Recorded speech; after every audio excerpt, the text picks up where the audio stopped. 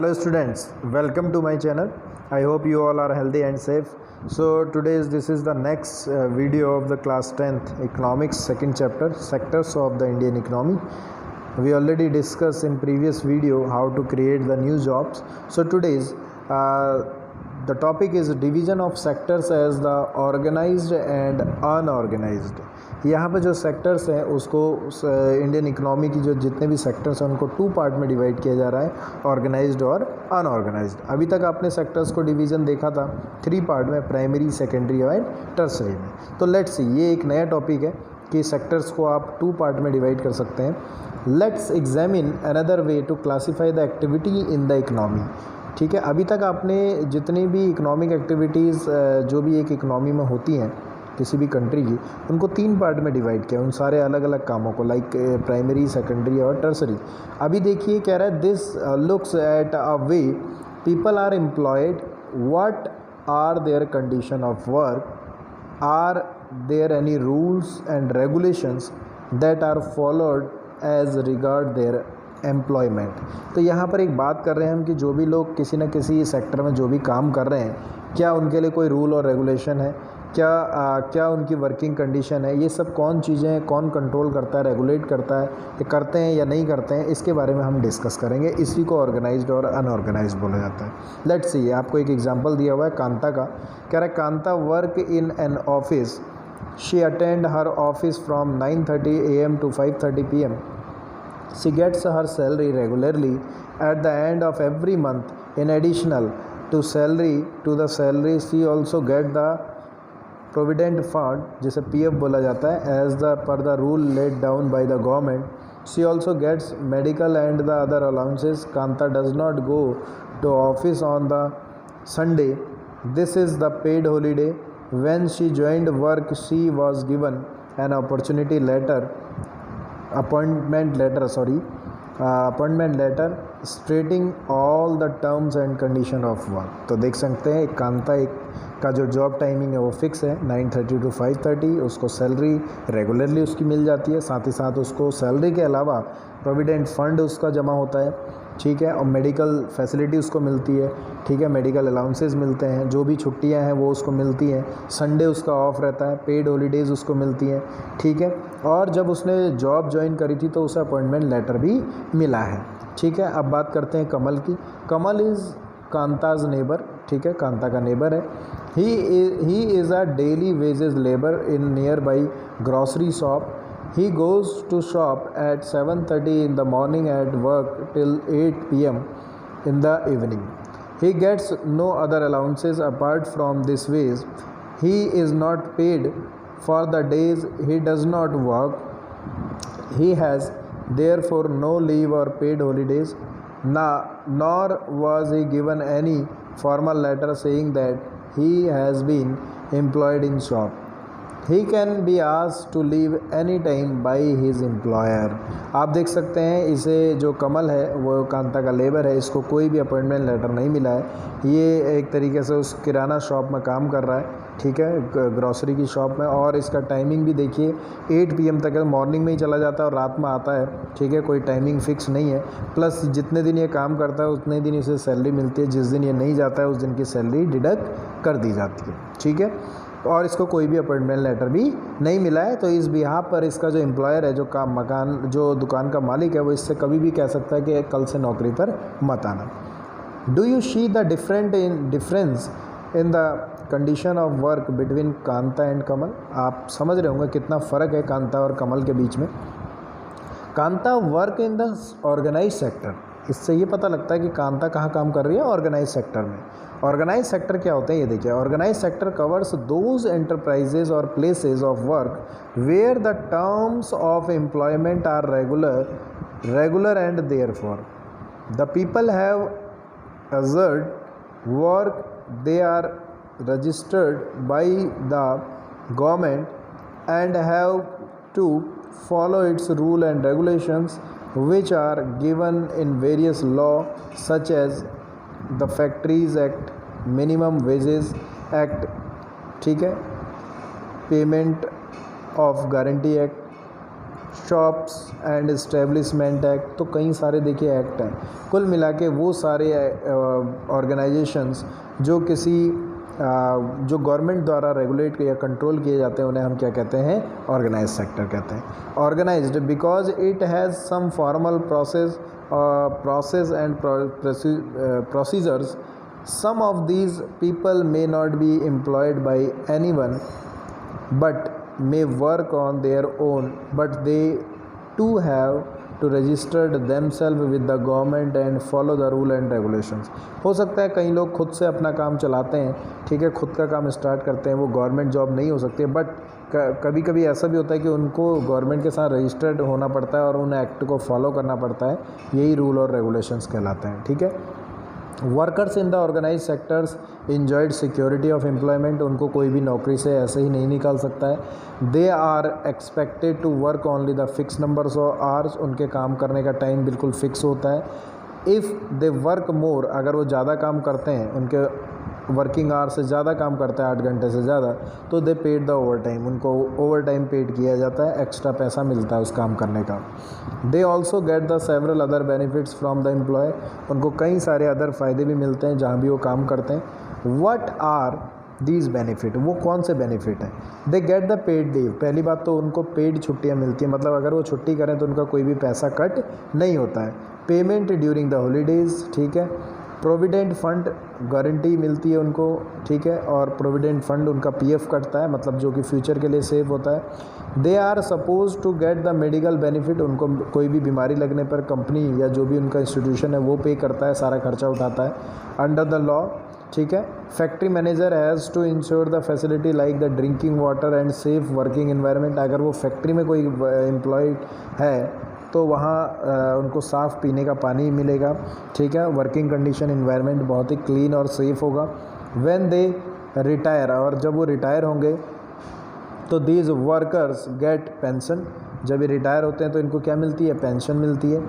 In contrast Kamal work in the unorganise sector, ठीक है। The unorganise sector is the characterized by small and scattered unit which are largely outside the control of government। ये क्या है, एक छोटे छोटे units में ये सब काम हो रहे होते हैं, कैटेगरी जो कैटेगरीज़ हैं इनकी, और ये गवर्नमेंट के कंट्रोल से बाहर होते हैं, गवर्नमेंट के रूल और रेगुलेशन को ये फॉलो नहीं करते हैं। There are rule and regulations, but rule और रेगुलेशंस हैं but they are not follows, ये फॉलो नहीं किए जाते हैं। Jobs here are low paid and often not regular, यहाँ पर जो भी जॉब्स मिलती हैं वो बहुत ही कम पेड होती हैं और रेगुलर नहीं होती हैं। There is no provision for overtime, यहाँ पर कोई भी ऐसा प्रोविज़न नहीं है। Paid leaves, holidays leave due to the sickness ETC, ये एक्सेट्रा जितनी भी ये चीज़ें ये फैसिलिटीज़ उन्हें नहीं मिलती हैं। एम्प्लॉयमेंट इज़ नॉट सिक्योर, ठीक है। People can be asked to leave without any reason, ठीक है, कभी भी बिना कारण के ही उनको नौकरी छोड़ने के लिए कहा जा सकता है। When there is a less work, जब भी काम कम होगा या कोई प्रॉब्लम चल रही होगी, ठीक है।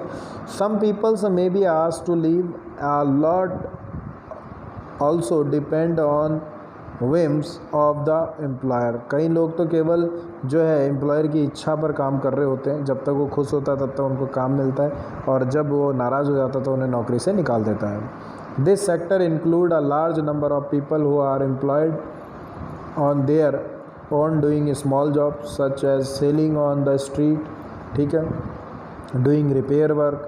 Similarly, farmer work on their own and hire laborers as and when they require। तो देखते हैं फार्म पर काम करने वाले लेबर, स्ट्रीट पर कोई सामान बेचने वाले लोग या रिपेयर का काम करने वाले लोग, ये सभी लोग क्या हैं, अनऑर्गेनाइज सेक्टर में काम करते हैं। तो यहाँ पर एक टेबल भी दी हुई है, आप इसको पढ़ लें, इसको देख लें, कुछ क्वेश्चंस भी दिए हुए हैं, इसके आंसर देखें हैं। नेक्स्ट है how to protect workers in the unorganise sector. अगर आप देखें, the organise sectors offers job that are most sought after, but the employment opportunity in the organise sectors have been expanding very slowly. आप देखिए कि ज़्यादातर लोग organise sector में काम करना चाहते हैं, द डिमांडिंग, बहुत ही ग्रेटली डिमांडिंग है ये, बट क्या है कि इसमें बहुत ही अपॉर्चुनिटी वेरी स्लोली डेवलप हो रही हैं, एक्सपेंड हो रही हैं, बहुत कम जॉबें हैं ऑर्गेनाइज्ड में। It is also common to find many organise sector enterprises in unorganise sector. आप कई सारे ऑर्गेनाइज सेक्टर को देखेंगे वो अनऑर्गेनाइज सेक्टर की तरह काम करते हैं वो ऑर्गेनाइज्ड, बट उनका काम करने का जो तरीका है, they are doing some strategies are unorganise sector like adopt such strategies to avoid taxes को टालना या टैक्सेस की चोरी करना, and refuse to follow laws that protect labour को जो लॉ प्रोटेक्ट करते हैं उनको रिफ्यूज़ करना, उनको ना फॉलो करना। As a result a large numbers of workers are force to enter the unorganise sectors job. यही वजह है कि कई सारे लोगों को अनऑर्गेनाइज सेक्टर में काम करने के लिए मजबूर होना पड़ता है। विच पे very low salary, they are often exploit and not paid fair wages, their earnings are low and not regular, these jobs are not secure and have no other benefits। तो आप देखेंगे अनऑर्गेनाइज सेक्टर में क्या होता है कि इनकी wages बहुत ही अनफेयर रहती हैं, लो होती है और फेयर वेजेस इनको नहीं मिलती है, प्लस इनकी अर्निंग्स क्या हो जाती है उसकी वजह से कम हो जाती है, और ये सिक्योर्ड जॉब भी नहीं होती है। साथ ही साथ इन्हें कोई भी बेनिफिट लाइक पीएफ और मेडिकल फैसिलिटी या हाउस रेंट ऐसा कुछ भी इनको नहीं प्रोवाइड होता है। ठीक है, since the 1990s it is also common to see large number of workers losing their job in organise sector. These workers are force to take up jobs in organise sectors with low earnings. Hence beside the need for more work there is also need for protection and support of the workers in the unorganise sector. यहाँ पर कह रहा है कि 1990s में जब जो है ग्रेट डिप्रेशन आया था तो उसके कारण कई लोगों को जो है फैक्ट्रीज़ क्लोज डाउन हो गई थी, बंद हो गई थी, और जिसकी वजह से लोगों को अपनी जॉब से हाथ धोना पड़ा और वो मजबूर हो गए छोटे मोटे काम करने के लिए। जैसे कि अभी कोविड में कई लोगों की जॉब चली गई है तो देखते हैं कई सारी और जॉब कर रहे हैं। सो यही रीज़न है कि उन्हें फोर्सली अनऑर्गेनाइज सेक्टर में काम करना पड़ता है। यहाँ पर देखिए एक छोटा सा एग्जांपल एक पिक के थ्रू आपको दिखाने की कोशिश की गई है। ठीक है, अब देखिए यहाँ पर आगे अगर बात करें अनऑर्गेनाइज सेक्टर में, who are these vulnerable people who need to protection. यहाँ पर बात कर रहा है ये लोग कौन हैं जिनको प्रोटेक्शन की ज़रूरत है। ठीक है, इन द रूरल एरिया, सबसे पहले गांव की बात करते हैं, ग्रामीण इलाके की। The unorganise sectors mostly comprises of landless agriculture labourers. सबसे ज़्यादा आपको जो है अनऑर्गेनाइज सेक्टर में लोग काम करते हुए मिलेंगे जिनके पास अपनी खुद की ज़मीनें नहीं हैं और एज ए लेबर वो बड़े बड़े फार्म में काम कर रहे हैं। स्मॉल एंड मार्जिनल फार्मर्स, ठीक है, sharecroppers and artisan such as weavers, ठीक है, ब्लैक स्मिथ, लोहार वगैरह जो कपड़े बुनने का काम करते हैं, weavers, carpenters and goldsmiths are nearly 80% of rural household in India are small and marginal farmers category. ठीक है, तो हमारे इंडिया में 80% लोग ऐसे हैं जिनके पास खुद की ज़मीनें नहीं हैं, they have the small plots, जो कि उनकी खुद के लिए पूरा नहीं होता है, तो उनकी जो अर्निंग्स है वो काफ़ी लो है। These farmers need to be support through educate facility for timely delivered of seeds, agriculture inputs, credits, storage facility and marketing outlets. इन छोटे फार्मर्स को जो है कई सारी हेल्प चाहिए गवर्नमेंट से, इनको लोन चाहिए, क्रेडिट चाहिए, उधार पैसा चाहिए, ठीक है, एग्रीकल्चर इनपुट्स चाहिए, जो भी ट्रैक्टर वगैरह, ट्यूबवेल वगैरह या इरिगेशन की फैसिलिटी चाहिए, इन्हें अच्छे सीड्स को डिलीवर किया जाए टाइमली, और इनको मार्केट में अपना सामान बेचने के लिए फैसिलिटी मिले तो इनका कुछ भला हो सकता है। ठीक है, इन द अर्बन एरियाज़, अगर अर्बन एरिया की बात करें तो unorganise sectors comprise mainly workers in small scale industry, जो छोटी मोटी कंपनी या फैक्ट्रियों में काम करते हैं, कैजुअल वर्कर्स जो कंस्ट्रक्शन में काम करती हैं, लेबर मिस्त्री के रूप में, ठीक है, ट्रेड एंड ट्रांसपोर्टेशन में जो काम कर रहे हैं, टेम्पू ऑटो वगैरह जो चला रहे हैं, ठीक है, and those who work as a street vendor, आपने देखा होगा ठेले वगैरह जो चलाते हैं, कार्टेज वगैरह, हेड लोड वर्कर्स जो सर पे सामान को ढोते हैं, ठीक है, गारमेंट मेकर्स, ठीक है, रैक पिकर जो पुराने कपड़ों का व्यापार करते हैं। तो small scale industry also need government support for procuring raw material and marketing of output. तो इसीलिए स्मॉल स्केल इंडस्ट्रीज़ को भी गवर्नमेंट से बड़ा हेल्प चाहिए, तभी वो अपने जो है इनपुट्स को जो है एक तरीके से मार्केटिंग का आउटपुट अच्छा कर पाएंगी, रॉ मटेरियल को प्रोक्योर कर पाएंगी। ठीक है, workers in both rural and urban areas are need to be protected, चाहे वो रूरल एरिया के लेबर हो चाहे वो अर्बन एरिया के हो, दोनों को ही प्रोटेक्शन की ज़रूरत है। ऊपर बताया गया है, देखिए कैसे प्रोटेक्शन चाहिए। We also find that majority of workers from SC, tribals, backward communities find themselves in the unorganise sector, ज़्यादातर कह रहा है जो बैकवर्ड क्लासेज हैं उनके लोग अपने आप को अनऑर्गेनाइज सेक्टर में पाते हैं। Besides getting the irregular job, इसलिए इनकी इरेगुलर जॉब होती है, लो पेड वर्क मिलता है इन्हें। These workers also face social discrimination, ठीक है, तो इसके लिए इनको protection and support to the unorganise sector workers is thus necessary for both economic and the social development. अगर आप इकोनॉमिक और सोशल डेवलपमेंट चाहते हैं तो आपको इन दोनों सेक्टर के लोगों को क्या करना पड़ेगा, प्रोटेक्ट करना पड़ेगा, ठीक है। तो when the factories close down, देखिए यहाँ पर एक एग्जांपल कर रहा है, तो लोगों को और जॉब करने पड़ी। इस तरीके से देखिए आप अनऑर्गेनाइज सेक्टर को कैसे मेंटेन कर सकते हैं, यहाँ पर ये बताया गया है। ये एक आपको रिकॉल करने के लिए एक टेबल दी गई है, आप इसको पढ़ लेंगे, कैटेगरीज बना के आप बताएंगे क्या ऑर्गेनाइज्ड है क्या unorganised. Thank you to all of you, keep watching, मिलते हैं नेक्स्ट पार्ट में, हम डिस्कस करेंगे नेक्स्ट टॉपिक को। Thank you to all of you.